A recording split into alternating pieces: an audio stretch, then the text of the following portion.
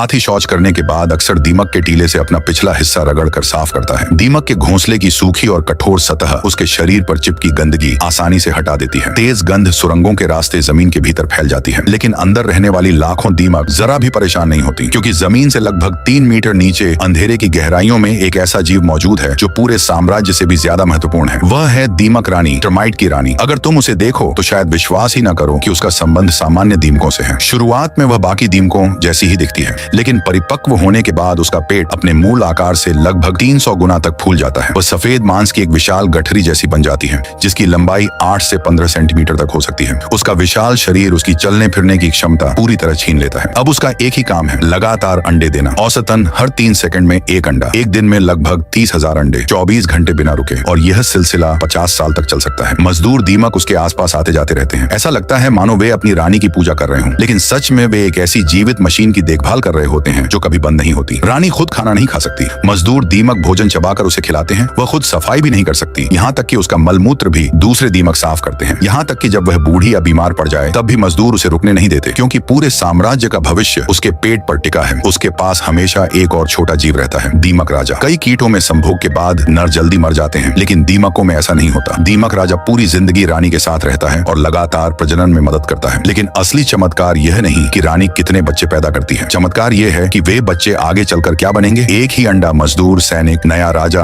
या नई रानी बन सकता है। यह सब देखने में भले यादृच्छिक लगे, लेकिन वास्तव में सब पहले से तय होता है। जब तक रानी जीवित रहती है, उसके शरीर से निकलने वाले फेरोमोन पूरे घोंसले में फैलते रहते हैं। यह गंध एक अदृश्य आदेश की तरह काम करती है, इसलिए अधिकांश लार्वा मजदूर और सैनिक बनते हैं। वे भोजन ढोते हैं, घोंसला बनाते हैं और बच्चों की देखभाल करते हैं। सिर्फ विशेष परिस्थितियों में कुछ चुनिंदा लार्वा पंख उगाते हैं और प्रजनन दीमक बनते हैं। लेकिन यही एक क्रूर खेल की शुरुआत है। 5 से 8 वर्षों की तैयारी के बाद हर साल सही मौसम आने पर हजारों प्रजनन दीमक एक साथ घोंसले से बाहर निकलते हैं। इसे स्वॉर्म फ्लाइट कहा जाता है। हजारों पंखों वाली दीमक आसमान में उड़ती हैं और पूरा आकाश ढक देती हैं। यह दृश्य किसी भव्य उत्सव जैसा लगता है, लेकिन अधिकांश दीमकों के लिए यह मौत की यात्रा है। पक्षी, छिपकलियां और दूसरे शिकारी इस सालाना दावत का इंतजार करते हैं। आखिर में जो जीवित बचते हैं और जोड़ी बना पाते हैं, उनकी संख्या अक्सर 1% से भी कम होती है। भाग्यशाली नर और मादा जमीन के भीतर घुसते हैं और नए साम्राज्य की नींव रखते हैं। न कोई नक्शा, न इंजीनियर, न कोई नेता, फिर भी लाखों दीमक मिलकर जैविक इंजीनियरिंग का चमत्कार बना देती है। और इस पूरे प्रयास का लक्ष्य सिर्फ एक है, सबसे नीचे मौजूद रानी की रक्षा करना। लेकिन विडंबना देखो, अपने सिर के ऊपर फैले इस विशाल साम्राज्य को रानी ने कभी देखा ही नहीं। उसे नहीं पता उसका राज्य कितना बड़ा है, टीला कितना ऊंचा है, या बाहर दिन है या रात। उसके पास लाखों प्रजा हैं, फिर भी उसने अपना